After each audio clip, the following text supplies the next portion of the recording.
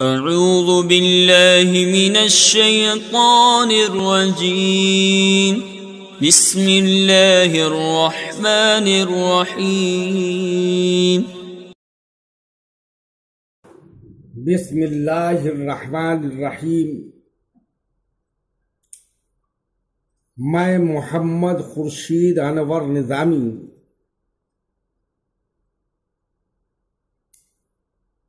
استاذ دارالعلوم غریب نواز مرزا غالب روڈ الہ آباد پریاگراج میں فن منطق کی کتاب جواہر المنطق کا درس دینے جا رہا ہوں۔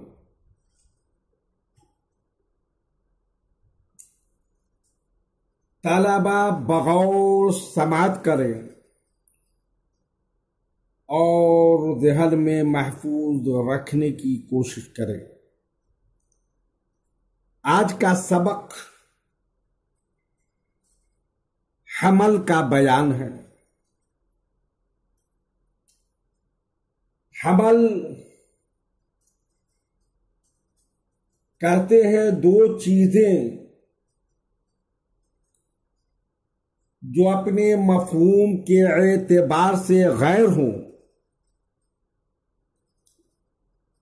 ان کو وجود میں متحد قرار دینا، جیسے زیدٌ طبیبٌ۔ دیکھو، زید کا مفہوم اور طبیب کا مفہوم غیر ہے، الگ ہے۔ جو زید کا مفہوم ہے وہ طبیب کا مفہوم نہیں، اور جو طبیب کا مفہوم ہے وہ زید کا مفہوم نہیں، لیکن یہاں دونوں کو وجود میں متحد مانا گیا ہے۔ پھر حمل کی دو قسمیں ہیں: حمل بالاشتقاق، حمل بالمواطات۔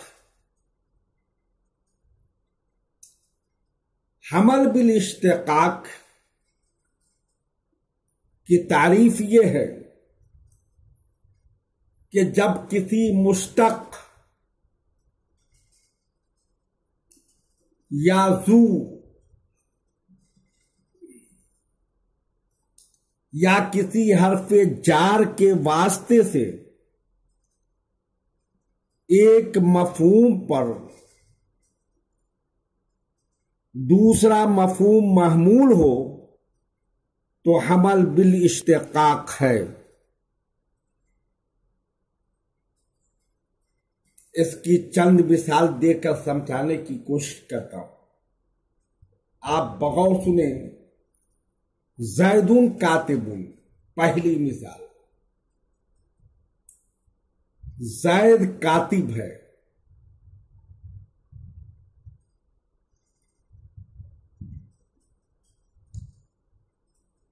بکر علی عبد الرحمن ذو کتابۃ، عبد الرحمن ذو کتابۃ، تو یہاں ذو کے واسطے سے ایک مفہوم پر دوسرا مفہوم محمول ہوا۔ الولد فی المدرسۃ، یہ حرف جار کے واسطے میں سے محمول ہے۔ بکر علی الوضوء، یہاں بھی حرف جار کے واسطے سے۔ المال لعمر، یہاں بھی حرف جار کے بعد۔ یعنی پہلی مثال میں کاتب کے واسطے سے کتابت کا حمل زید پر ہے، اور دوسری مثال میں ذو کے واسطے سے کتابت کا حمل عبد الرحمن پر ہے۔ تیسری مثال میں بواسطہ فی مدرسہ کا حمل ولد پر محمول ہے۔ चौथी मिसाल में बवास्ता आला वधु का हमल बकर पर महमूल है। पांचों मिसाल में बवास्ता लाम जर, पांचवी मिसाल में बवास्ता लाम जर अमर का हमल माल पर हमल बिल इश्तिकाक है। हमल बिल मुवातात जब एक मफहूम पर दूसरा मफहूम बेवास्ता महमूल हो तो हमल बिल मुवातात है। जैसे जैदुन कातिबुन,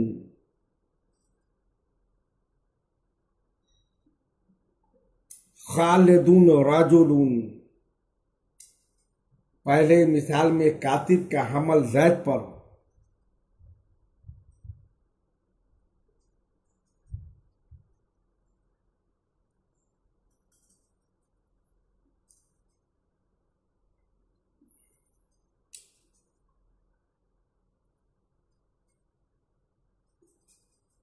और दूसरी मिसाल पे रजुलुन का हमल खालिद पर हमल बिल मुवातात है।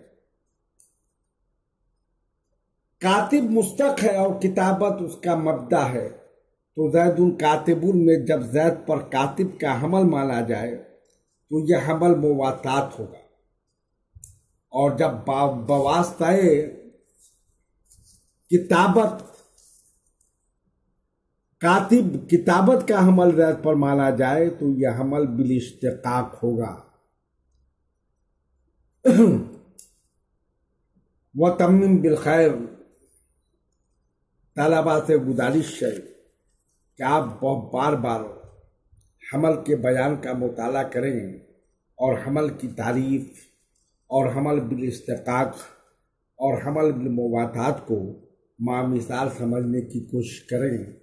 व तम्मीम बिल खैर। बिस्मिल्लाहिर्रहमानिर्रहीम। मैं मोहम्मद खुर्शीद अनवर निज़ामी,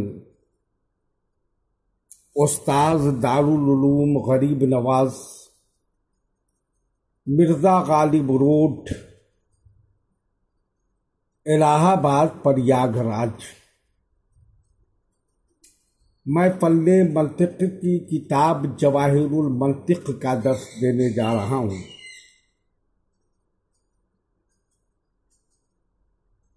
तलबा बगौर समाअत करें और सुनें और ज़हन में महफूज रखने की कोशिश करें। आज का सबक ज़ाते मौजू और वस्फ़े उन्वानी का बयान है।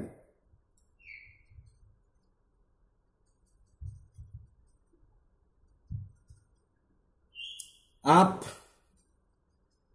अच्छी तरह ज़हन में महफूज कर लें और जान लें कि मंतिक की ज़ुबान में अफरादे मौजू को ज़ाते मौजू कहते हैं और जिस मफहूम से मौजू की ताबीर की जाती है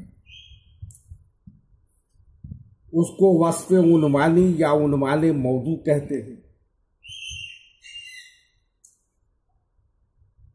जैसे कुल्लो इंसानी नातिकुन में इंसान वस्फ़े उन्वानी है और इंसान के अफराद मसलन ज़ैद, बकर, खालिद वगैरह ज़ाते मौजू हैं। वस्फ़े उन्वानी कभी ज़ाते मौजू का जुज़ होता है। मिसाल के तौर पर यूं समझिए कि कुल्लो हैवानिन हस्सासुन में حیوان وصف عنوانی ہے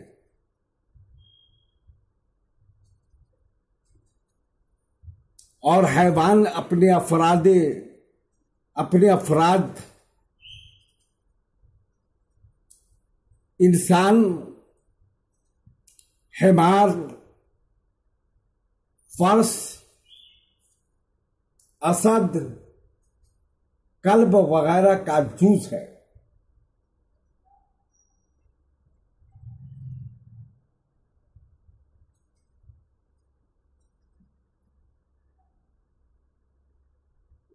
اور کبھی ذات موضوع کا عین ہوتا ہے، جیسے کلو انسانی حیوانون میں انسان وصف عنوانی ہے اور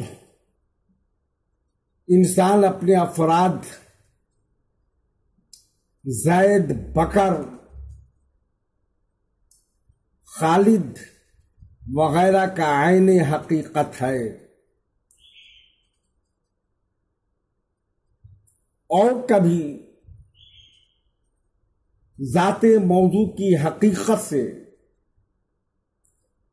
خارج ہوتا ہے۔ مثال کے طور پر آپ اسے یوں سمجھیے،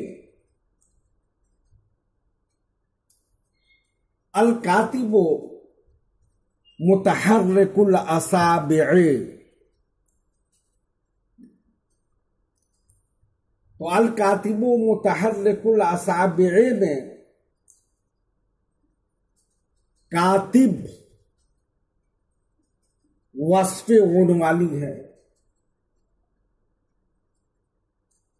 اور کاتب اپنے افراد زید، بکر، خالد، عمر، سیف اللہ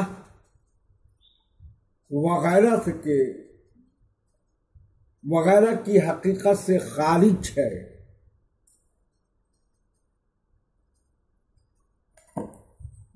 طلبہ اچھی طرح سے ذات موضوع اور وصف عنوانی وہ سمجھنے کی کوشش کریں تاکہ ذہن میں محفوظ ہو جائے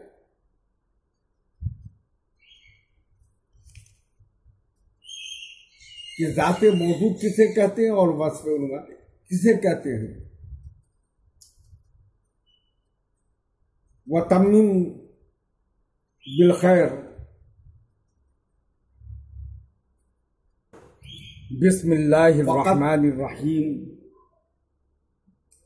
میں محمد خورشید انور نظامی، استاذ دارالعلوم غریب نواز، مرزا غالب روڈ، الہ آباد، پریاگراج، میں فن منطق کی کتاب جواہر المنطق کا درس دینے جا رہا ہوں۔ طلبہ بغور سماعت کریں اور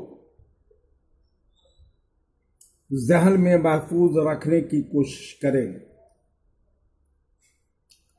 آج کے سبق کا عنوان قضایائے موجہات کا بیان ہے۔ قضیہ حملیہ میں موضوع اور محمول کے درمیان جو نسبت پائی جاتی ہے وہ نفس الامر میں کسی نہ کسی کیفیت، مثلا وجوب، ضرورت، دوام، فعلیت سے ضرور متصف ہوگی۔ مثلا اللہ تعالی صادق ہے، انسان حیوان ہے، زمین ساکن ہے، حیوان متنفس ہے۔ پہلے قضیہ میں صدق کی نسبت اللہ تعالی کی طرف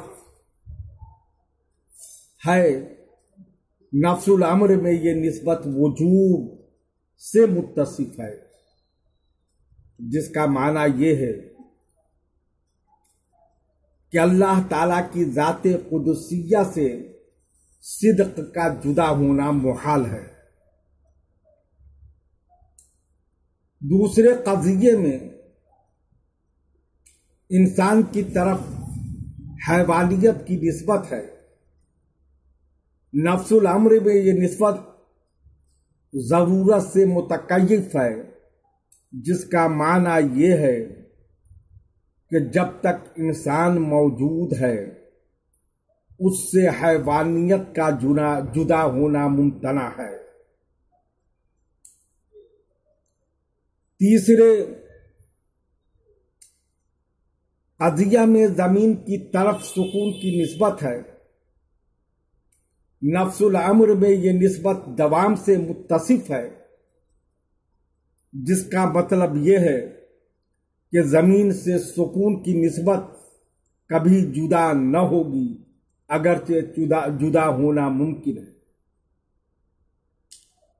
چوتھے قضیے میں حیوان کی طرف تنفس کی نسبت ہے، نفس الامر میں یہ نسبت فعلیت سے متصف ہے، جس کا معنی یہ ہے کہ زمانہ ماضی یا زمانہ حال یا زمانہ استقبال میں ان تینوں زمانوں میں سے کسی ایک زمانہ میں تنفس کی نسبت حیوان سے الگ نہیں ہے۔ ان مثالوں کی روشنی میں ثابت ہوا کہ ہر نسبت کسی نفس الامری کیفیت سے ضرور متصف ہے، خواہ اس کیفیت کو ذکر کیا جائے یا نہ کیا جائے۔ پھر اگر قضیہ میں نسبت کی کیفیت بیان کر دی جائے تو اب وہ قضیہ موجہہ قرار پائے گا، جیسے ان اللہ تعالی صادق بالوجوب۔ دیکھو اس قضیہ قدسیہ میں جس واقعی کیفیت سے نسبت متکیف ہے اس کا بیان بالوجوب سے کیا گیا، لہذا یہ خود قضیہ قدسیہ قضیہ موجہہ قرار پایا ہے۔ اور اگر نسبت کی کیفیت کا اظہار نہ کیا جائے تو اس صورت میں قضیہ کو قضیہ مطلقہ کہیں گے، جیسے ان اللہ تعالی صادق، پھر جو لفظ اس نفس الامری کیفیت پر دلالت کرے اس کو جہت قضیہ اور خود نفس الامری کیفیت کو مادہ قضیہ کہتے ہیں۔ ذیل میں سب کی تعریف بتائی جائے گی انشاءاللہ تعالی۔ کل اس پر گفتگو ہوگی۔ آپ تمام طلباء سے گزارش ہے کہ آپ وجوب، ضرورت، دوام، فعلیت کو اچھی طرح سمجھ لیں اور قضیہ موجہہ